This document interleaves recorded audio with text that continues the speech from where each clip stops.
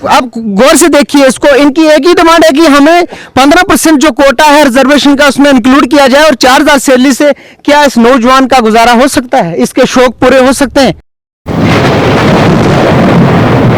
नमस्कार, मैं हूं रगील सिंह और आप देख रहे हैं जेके राइट वॉइस। तो आज हम चील में आए थे और चील में यहाँ पे जो लोग हैं वीडीसी के लोग हैं, यहाँ के स्थानीय लोग हैं और सोशल वर्कर्स हैं। यहाँ पे इन्होंने ये कहा था कि जो हमारा अभी देश का बजट 2024-25 का पेश हुआ रिसेंट में, उसकी अभी टेक्निकल समरी तो आई नहीं है, मगर जो मोटा मोटा हमारे पास बजट का आया है, तो इन लोगों की ये बात है कि वीडीसी, वीडीजी और एसपीओ की जो सैलरी के लेकर बात थी, तो ये अपनी बात रखना चाह रहे थे। हम इनसे ही जानेंगे कि आखिर वीडीसी का क्या इशू है और इन लोगों का क्या दुख दर्द है। कुछ लोगों का ये कहना कि हमारी बहुत कम सैलरी है, कहीं ना कहीं सरकार ने हमें ठगा है। तो हम इनसे ही, यहाँ पे सोशल वर्कर हैं। सर, अपना नाम बोलें और कहाँ से हैं आप? रंगील जी, आपका बहुत बहुत धन्यवाद। मेरा नाम स्वामीराज भगत, मैं पंचायत चील से बिलोंग करता हूँ। आपने अपना कीमती समय निकाला, यहाँ हमारा आज ब्लॉक दोस्त था, वहाँ पे आप आए, बहुत बहुत शुक्रिया गुजार हैं आपके। रही बात वीडीजी की, ये 1996 से लेकर आज तक, इस वक्त हमारे वीडीजी को 28 साल हो गए। अगर शायद वीडीजी न बनती, वीडीसी तब नाम था, वीडीजी कर गए हैं, अगर वो न होते तो हम लोगों की जिंदगी नहीं होती। तो वीडीजी को आप कैसे देखते हैं कि आज की डेट में वीडीसी क्या काम कर रही है इस जम्मू डिवीजन में? जैसे आपने देखा कि हाल की 6 डिस्ट्रिक्टों में 14 इनकाउंटर हुए हैं और जिसमें टोटल मिलाकर 26 सिविलियन की डेथ हुई है। हमारे कम से कम 14 जो पैरामिलिट्री फोर्सेस के लोग हैं उनकी भी किलिंग हुई है। तो उस पर वीडीसी का रोल आप कैसे देखते हैं, खास करके चुनाव वैली में? वीडीसी का जो रोल है सर, वो प्रॉपर एक जो फौजी जवान होता है उसकी तरह है। अगर एक फोर्स का, आर्मी का जवान मरता उसको 1 करोड़ रुपए मिलता है, अगर हमारे वीडीजी का एक जवान मरता उसको 2 या 4 लाख रुपए देते हैं। और इनकी सैलरी की बात रही तो सर, सैलरी 4,000 रुपये क्या होता है? न ये काम पे जाने के लायक हैं, न ये घर ड्यूटी देने के लायक हैं, लेकिन क्या करें, मजबूरी है इनकी। मैं प्रशासन से, एडमिनिस्ट्रेशन से ये एक अपील करता हूं कि इनको कम से कम, अगर ऐसा ना हो, भगवान ना करे, इनकी कहीं किल से हो जाती है, इनको कम से कम 50 लाख रुपए तक इनको देना चाहिए। 4,000 रुपये ये क्या चीज़ है? 133 रुपये 20 पैसे एक दिन की उनका डे मानो आप, न वो 200 है न वो 300 है, नरेगा से भी कम है। और फिर एक आदमी को आप एक वेपन उठा के एक टेररिस्ट को मारने के लिए उसको आप डिप्लॉय कर लेते हैं, जिसमें ट्रेन हमारे सोल्जर जो है उनकी किलिंग हो जाती है। और वीडीसी वाला मानते हैं कि उस टेरन को अच्छी ढंग से जानता है, उस टोपोग्राफी का मास्टर जरूर है, मगर अगर उसे कहीं ना कहीं ये तो उसका वीडीसी वाले का परिवार नहीं होता। और हिंदुस्तान में ऐसी ये कौन सी फौज है जो 4,000 रुपये पे मिलिटेंट मारती है? और ये इस पर आप क्या कहना चाहेंगे? बिल्कुल, इस पर क्या कहना चाहेंगे, इस पर सीधा यही है कि हमारी जो सरकार है उसके लिए शेम है कि हम कम से कम 20 से 25-30 हज़ार रुपये इनको सैलरी दें ताकि अपना परिवार भी चलाएं। एक वीडीजी के परिवार कम से कम 7-7, 8-8 बंदे, 4 से ऊपर ही होंगे उनके, और वो 4,000 रुपये क्या करेंगे सर? इनके बच्चे कहाँ से पढ़ाएंगे, अपना घर का खर्चा कहाँ से चलाएंगे हैं?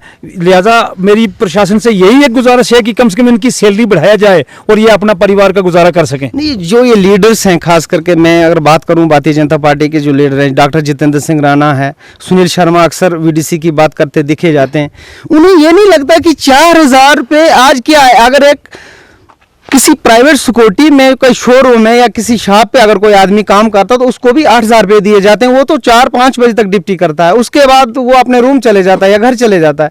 वीडीसी का एक नौजवान गन उठा के 24 घंटे मुस्तैद है, कब कॉल आ जाए पुलिस की, कब मिलिटेंट नमोदार हो जाए उसको मारने और मरने की तैयारी में, वो फिर भी 4,000। आप इसको कैसे देखते हैं? ये सरकार नाकाम है इसमें। और मेरी डॉक्टर जितेंद्र सर इस वक्त पीएमओ ऑफिस में हैं, उनसे मेरी सख्त रिक्वेस्ट है, अर्ज है 2 हाथ जोड़ के कि ये वीडीजी देकर ध्यान दिया जाए और इनकी सैलरी कम से कम 20 या 30 हज़ार की जाए। ये मेरी उनसे रिक्वेस्ट है, अर्ज है। जितने भी वीडीजी के हमारे, जितने भी इस डिस्ट्रिक्ट में हमारे एडमिनिस्ट्रेशन है, जितने भी ये बड़े बड़े काफ़ी लीडर लोग हैं हमारे भारतीय जनता पार्टी के, जो भी हमारे माननीय हैं, उनको मेरी यही रिक्वेस्ट है कि वीडीजी की तरफ ध्यान दें और इनका 4,000 से बढ़ा के कम से कम डेली वेजर की तो सैलरी करें, 9-10 हज़ार तो करें, ताकि अपना परिवार का गुजारा करें। 10,000 से भी कुछ बनने वाला नहीं है। ऑटोमेटिक वेपन दिए जाएंगे, वो 10,000 से भी क्या कर सकते हैं? चलो खैर, आपने अपनी बात रखी। हमारे यहाँ एक बुजुर्ग हैं, सर अपना नाम बोलें सबसे पहले। जनाब गुलाम नबी नायक। गुलाम नबी, सर आप कहाँ से हैं? गिनी का शाहपुरा से। अच्छा, मुझे आपसे सर ये बोलना है कि जब 90 में मिलिटेंसी चिनाब वैली में पीक पे आई, आपने देखा कि चापनाड़ी का मसकर हुआ, वहाँ पे 2 हिंदू बरातें थी, वहाँ पे टारगेट किलिंग हुई। आप मुस्लिम बरादरी से, हम आपका अदब करते हैं, क्योंकि चिनाब वैली में जो हिंदू मुस्लिम जो भाईचारा और एहतियात था, उसी की वजह से हम लोग यहाँ बचे, नहीं तो जीत एक जैसा सारा। हाँ कश्मीर की तरह यहाँ पे माइग्रेशन होती। तो आप 96 से लेकर आज क्या देखते हैं, और जो ये वीडीजी के लोग हैं जो गांव में, आपके परिवार से भी शायद वीडीजी में होंगे, उनका कैसा रोल है, और गवर्नमेंट उनको 4000 रुपये सैलरी देती है, इस पे आप क्या कहना चाहेंगे? सर 4000 तो ये कुछ भी नहीं है। 4000 अगर कमाने पे आए, एक दिन में कमाता नहीं तो उससे, और यहाँ 20,000 भी लिया जाए तो 20 रुपये का वो ठेला भी नहीं भरा आएगा। 500 रुपये दिन है, 500 में 10 किलो की आटे की गुत्थी आती है, फिर वो आप बाकी सामान। नहीं, फौजी ड्यूटी करेगा और परिवार भूखा मर जाएगा, ये कैसी फौज? उसको कैसी फौज? सुबह से वो 4 बजे जूता पहनते थे, दूसरे दिन 4 बजे आया टाइम खोलते नहीं तो वो भी फाके मार रहे हैं। सबसे पहले आपका नाम क्या है? मेरा नाम संतोष सिंह है। अभी हम पंचायत चिल, तहसील असर, डिस्ट्रिक्ट डोडा में हैं। तो बहुत बहुत शुक्रिया आपका, जैसा अभी आपने वीडीजी का जो इशू रेज किया है। अभी हम डिस्ट्रिक्ट डोडा में, और जैसा आप देख सकते हैं डिस्ट्रिक्ट डोडा, रामबन और किश्तवाड़, ये काफ़ी डिफ़िकल्ट टेरेन है। तो यहाँ पे जो लोकल चेक है एक बीच में गांव में, जो वीडीजी के ये सभी हमारे साथ यंग कैडेट्स हैं, तो इनकी मदद से ही जो हमारे पैरामिलिट्री फोर्सेस हैं, इनको न्यूट्रलाइज करने में, जैसे 1996 से लेकर अभी तक चल ही रहा है। लेकिन इसमें अभी एक जो है कि ऑटोमेटिक वेपन दिए जाएं, क्योंकि जो इनफिल्ट्रेशन हो रही है उनके पास काफ़ी आधुनिक हथियार हैं। हमारे पास जो हथियार हैं, या जो इन यंग कैडेट्स के पास हथियार हैं, वो बहुत ही पुराने ओल्ड हथियार हैं। तो उनके साथ कम्बैट करना बड़ा डिफ़िकल्ट है, बहुत मुश्किल है। इनको ऑटोमेटिक कम से कम सेल्फ लोडिंग राइफल्स दी जाएँ, आर्म्स एम्यूनेशन के साथ इनको सज्जित किया जाए, और इनकी जो सैलरी है, ऑनरेरियम है, वो बहुत ही कम है। अभी हम रिक्वेस्ट करते हैं डॉक्टर जितेंद्र सिंह जी से, हमारे लेफ्टिनेंट गवर्नर मनोज सिन्हा जी हैं, उनसे हम रिक्वेस्ट करते हैं कि इनका कम से कम एक परमानेंट पॉलिसी लाई जाए, ताकि ये तो अभी तो काम कर ही रहे हैं, जैसा इनके साथ मैं जुड़ा होता हूँ, कंटिन्यूसली काम करते हैं, दिन रात काम करते हैं, उनकी जो ऑनरेरियम है बहुत कम मिल रहा है। इसके इनमें मतलब अभी ये घर से बाहर भी नहीं जा सकते हैं, क्योंकि हॉट स्पॉट है डोडा डिस्ट्रिक्ट, किश्तवाड़, पुंछ, रजौरी, आप देख रहे हैं बड़े हॉट स्पॉट हैं ये। और इसमें 4000 या 4500 में एक परिवार का भरण पोषण पालन करना बड़ा मुश्किल है। कम से कम एक परमानेंट पॉलिसी लाई जाए। हम लेफ्टिनेंट गवर्नर मनोज सिन्हा से फिर से एक बार ये रिक्वेस्ट करते हैं कि कम से कम इनके लिए एक परमानेंट पॉलिसी लाई जाए, और इनको ऑनरेरियम में भी इंक्रीमेंट किया जाए। मैं आपसे ये पूछना चाहूँगा कि ठीक है, ऑनरेरियम 4000 रुपये ऑनरेरियम देके मैं आपको पूछूंगा कि कितनी डिफिकल्टी है जब कहीं, जैसे नियरेस्ट में आपका कास्तीगढ़ यहाँ से 10 किलोमीटर की दूरी पे, वहाँ पे एक न्यूज़ आती है कि वहाँ पे रात को मिलिटेंट अटैक करते हैं, उसके बाद आप लोगों को भी आदेश आता था आप भी एक्टिवेट हो जाओ।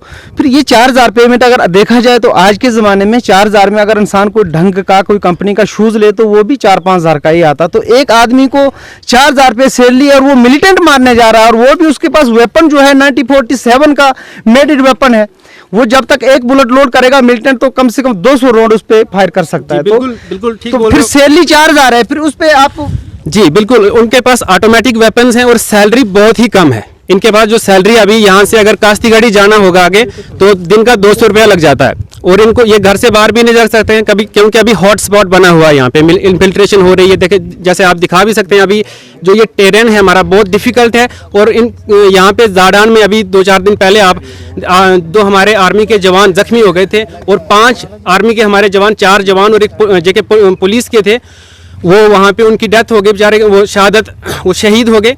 तो हम यही कहना चाहते हैं कि इनको जो हमारे वीडीजी गार्ड्स हैं अभी, इनको रिजर्वेशन दी जाए। साथ ही साथ जो इनके साथ एसपीओ जो हैं, जेके पुलिस के एसपीओ हैं, उनके साथ उनको 15% में ही इंक्लूड किया जाए, चाहे 10% उनको दिया जाए, 5% उनको दिया जाए, लेकिन इनको भी एक रिजर्वेशन दी जाए और ऑनरेरियम बढ़ाया जाए। क्योंकि ये लोग अभी बेचारे घर से बाहर भी नहीं जा सकते हैं काम करने। जैसे अभी ये यंग लड़के मेरे साथ में जो आप देख रहे हैं, बिल्कुल यंग है, काम करने भी तो जा सकते हैं, लेकिन 4000 में अभी ये घर से बाहर जाएंगे तो इनकी गन लेके कोई भाग जाएगा। और गाँव में पीछे यहाँ पे एक चेक बना हुआ है, एक रोक बनी हुई है, ताकि बीच में कोई आके रात को हमें तंग ना करे। या जैसे कि अब सिविलियन पे अटैक हो रहा है, अभी बस, अब जैसे आपने रियासी में देखा कि बस अटैक हुआ, और रजौरी में भी देखा आपने 4-5 घरों पे जाके डायरेक्ट उनको शूट एंड किल कर दिया। बेचारे विदाउट आर्म्स लोग हैं तो वो क्या करेंगे, उनके पास कोई वेपन ही नहीं है। अभी इनके पास वेपन है, ये 4000 में उस वेपन का मतलब उसको गार्ड करेंगे, अपने फैमिली का भरण पोषण कैसे करेंगे, और साथ साथ में ही फिर अपना जो इनका रिजर्व, अभी यंग है, बिल्कुल यंग है। मैं आपकी बात से बहुत सहमत हूं। इन्होंने साफ साफ ये कहा कि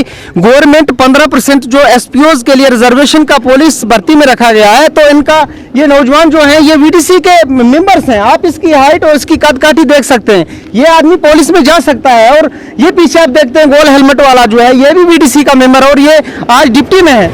ये लोग जो हैं यंग हैं, अगर इन्हें भी उस 15% कोटे में इंक्लूड किया जाता है तो कहीं ना कहीं वीडीसी के और नौजवान लड़के जिनके पास गन ट्रांसफर होकर आए हैं, चाहे किसी के पास अपने डैडी की है या किसी फैमिली के सीनियर मोस्ट मेंबर की, तो वो ट्रांसफर होकर इन नौजवानों के हाथ में आई है। तो कहीं ना कहीं उस रिजर्वेशन के कोटे में इनको इंक्लूड किया जाए, नहीं तो उन्हें अलग से कोटा मिले, ये इनकी एक बहुत डिमांड है।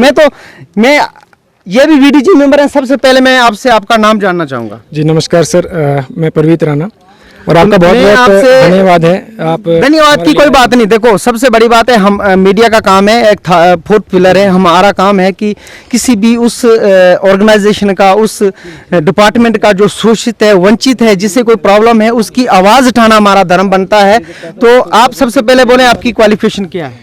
मैं मास्टर हूं, और मेरे साथ जितने भी वीडीजी के लगभग 80% जो लड़के हैं वो सारे पोस्ट ग्रेजुएट हैं। मतलब कोई बीटेक है, कोई बिल्कुल, पीजी है, मतलब बिल्कुल, मैक्सिमम ऐसे लड़के। बिल्कुल बिल्कुल। तो आप गौर से देखिए इसको, इनकी एक ही डिमांड है कि हमें 15% जो कोटा है रिजर्वेशन का उसमें इंक्लूड किया जाए, और 4000 सैलरी से क्या इस नौजवान का गुजारा हो सकता है? इसके शौक पूरे हो सकते हैं?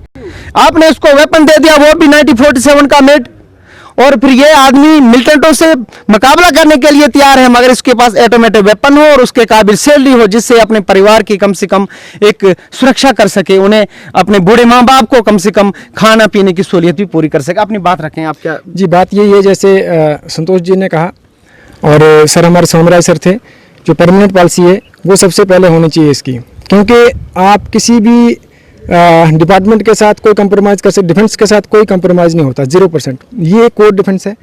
विलेज से अगर हम स्ट्रांग होंगे तो हम डिस्ट्रिक्ट लेवल पर स्ट्रांग होंगे, और डिस्ट्रिक्ट से स्ट्रांग होंगे तो फिर स्टेट लेवल पर स्ट्रांग होंगे। ये गवर्नमेंट भली भांति जानती है, लेकिन यहाँ पे कोर डिफेंस के साथ कोई भी कंप्रोमाइज़ मेरे हिसाब से नहीं होना चाहिए। नंबर 1 डिमांड परमानेंट पॉलिसी, और दूसरी जो डिमांड है ऑटोमेटिक वेपन की, जो कि बहुत ही ज़रूरी है, और वो विद इन डेज में होनी चाहिए, क्योंकि हम सभी जानते हैं कि जो हमारे पास हथियार है अभी, उसके साथ हम मुकाबला तो करेंगे लेकिन उस हिसाब से नहीं कर पाएंगे जो उनके पास हथियार है। तो यही एक गुजारिश है हम सभी की, automatic weapon plus permanent policy. देखिए, मैसेज तो यही है कि हमारे जो भारतीय जनता पार्टी के सुनील शर्मा जी हैं, डॉक्टर जितेंद्र जी हैं, कहीं ना कहीं उनकी बदौलत ही जिस स्टेज पर अभी हम खड़े हैं वो उनकी बदौलत ही है। लेकिन इसके बाद जो हमारा मैसेज है अपने भारतीय जनता पार्टी के लिए कि वो और इसमें देखें, क्योंकि जो अभी हम कह रहे हैं परमानेंट पॉलिसी प्लस जो रिजर्वेशन है, और इसके अलावा जो भी मसाइल हैं वीडीजी के, उनको देखा जाए, यही हमारी गुजारिश है सर। तो बहुत बहुत शुक्रिया। आप देख रहे थे जेक राइट वॉइस। तो ये एक डिटेल एपिसोड था, यहाँ ये वीडीजी के लोग थे। मैं आपको बता दूं कि ये डोडा से कम 20 किलोमीटर दूर चिल पंचायत में आज था। यहाँ पे आज जो वीडीसी के जवान इकट्ठे हुए थे, क्योंकि ये सिर्फ 10% लोग आए थे, बाकी के जो लोग हैं वो डिप्लॉयड हैं। इन्होंने कहा था कि हम मीडिया में अपनी बात रखना चाहते हैं, और ये अब देखा जाए तो चक्का कुंडी, सुरो, छुचत्तर, चिल, गागला के ये लोग जो लड़के आए थे, इन्होंने कहा था कि हम अपने डिपार्टमेंट को, अपने प्रशासन को ये आवाज़ रखना चाहते हैं कि आज के ज़माने में, और ख़ास करके वो आदमी जो एक वेपन उठा के टेररिज्म को ख़त्म करने में, इनकाउंटर में शामिल है, तो उसे 4000 पेमेंट से कुछ नहीं बनेगा। और उससे भी बड़ी बात यह है कि इन लोगों की ये भी डिमांड है कि जो 15% रिजर्वेशन जनरल एसपीओज के लिए हाल में ही घोषणा हुई है इनका, तो इस कोटे में इनको इंक्लूड किया जाए।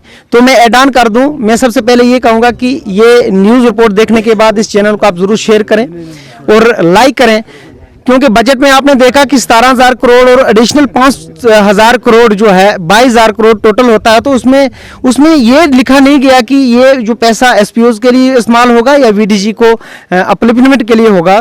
तो पैसा तो ज़रूर बजट में आया, मगर इंडिकेशन कहीं नहीं देखा। अभी फिलहाल जो उसकी जो समरी रिवीजन है हो रही है। जैसे हमारे पास कोई और अपडेट आता हम आप ज़रूर अपडेट करेंगे। नमस्कार, जय हिंद।